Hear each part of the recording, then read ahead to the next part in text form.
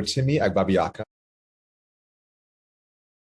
I participated in Shakespeare at Winedale in 2005 and 2006. One word that I would use to describe Shakespeare at Winedale is life-changing.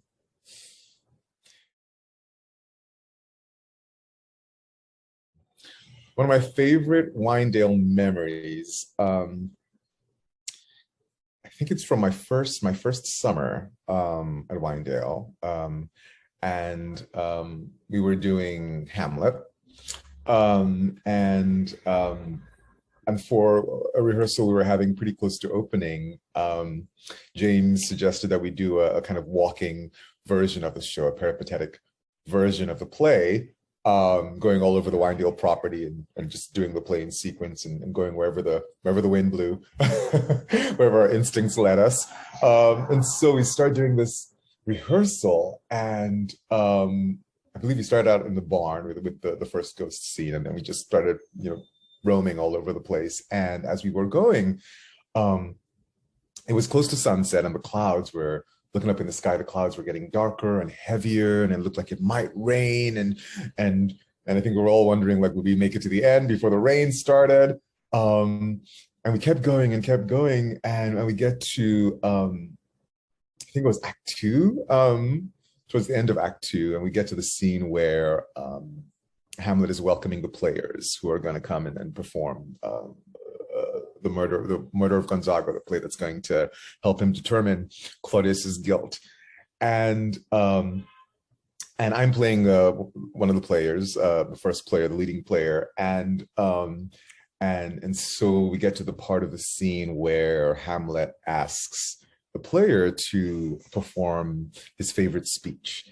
And it's the speech about the fall of Troy, and specifically about the fall, the execution or the killing of Priam, the king of Troy. And so I begin the speech. We're outside, we're outdoors. The clouds are darker and heavier. And I'm going to go through, I think I have a copy of the play here. I'm going to go through part of the speech, but this is the part where Pyrrhus, the son of Achilles, is about to kill Priam. So Priam and he are going at it, and Priam's sword falls, and Pyrrhus is towering over him, but then Troy falls behind Pyrrhus, and so the noise makes him freeze. And so, by that point in the speech, the player goes, so, as a painted tyrant, Pyrrhus stood, and, like a neutral to his will and matter, did nothing. But as we often see, against some storm, a silence in the heavens, the rack stands still, the bold winds speechless, and the orb below as hush as death. Anon, the dreadful thunder doth rend the region, so, after Pyrrhus's pause, a roused vengeance sets in new a work, and never did the Cyclops hammers fall on Mars's armor, forged for proof etern, with less remorse than Pyrrhus' bleeding sword now falls on Priam.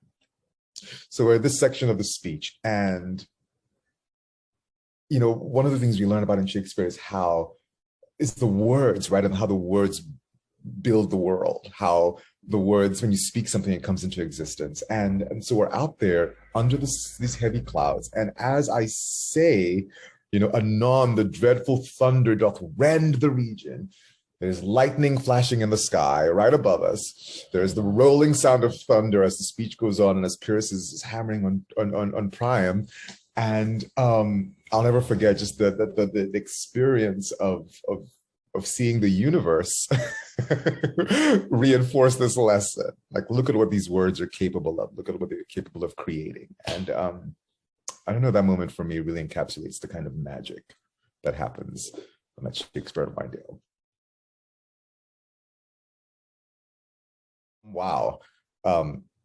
Immensely. I mean, before I did Shakespeare at Winedale, I did theater as a hobby. I did it in high school and in college with student groups. But being out at Shakespeare at Winedale, those 9 weeks you spend out there, the level of cohesion, bonding with the group, and the amount of dedication we had to what we were doing, the amount of work, the reverence for the words, the making of the costumes, the group that formed. I mean, that entire experience really impressed upon me just the immense joy and commitment that one can have to theater, and the immense satisfaction that one can get, and the sense of accomplishment one can get from being part of a production, from dedicating so much of yourself to putting on a play. And after that experience, I was determined to make a life in theater, and that's what I've gone on to do. Studied, went on to study more acting and become a professional actor and director and writer, and now I teach theater at a university. And so without Shakespeare Winedale, I would not have gone on that path. I mean, it's made me, who I am today. And so the impact on my life has been so huge, and I'm so grateful for it.